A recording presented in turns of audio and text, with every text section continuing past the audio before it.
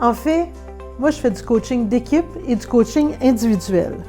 Dans le cadre du coaching d'équipe, ce que je souhaitais faire, c'était un cerveau total. Donc, que les gens puissent se compléter. IRPA venait me confirmer les personnalités de chacune des personnes pour vérifier que je faisais vraiment, j'accomplissais vraiment ce cerveau total-là.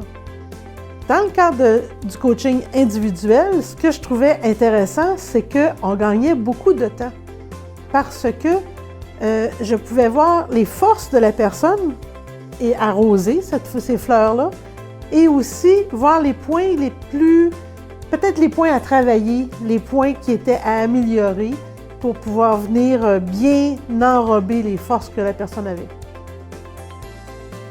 Dans le cadre du coaching individuel, je vous raconte l'histoire d'un client qui est venu chez nous, qui me consultait parce qu'il avait une difficulté en emploi.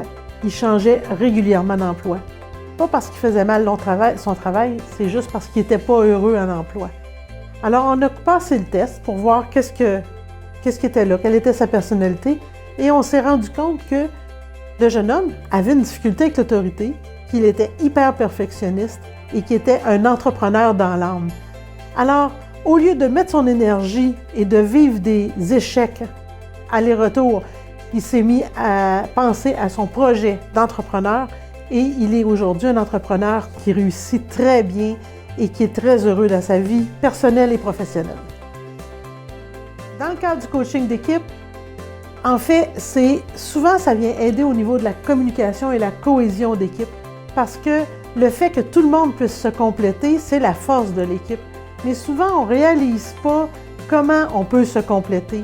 Le fait que tous les membres de l'équipe aient passé le test, on voit les forces de chacun, on se les approprie ensemble et puis là, on peut rire de des places où on manque, puis on peut mettre au travail vraiment nos forces de chacun.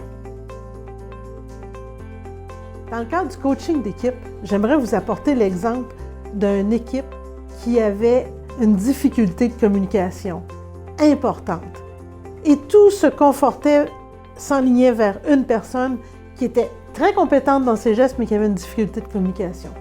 Alors, par le coaching individuel, on a passé les tests, mais on s'est rendu compte avec cette personne-là qu'elle avait une difficulté où elle fonçait pour cacher ce qu'elle vivait à l'intérieur, les peurs qu'elle avait à l'intérieur.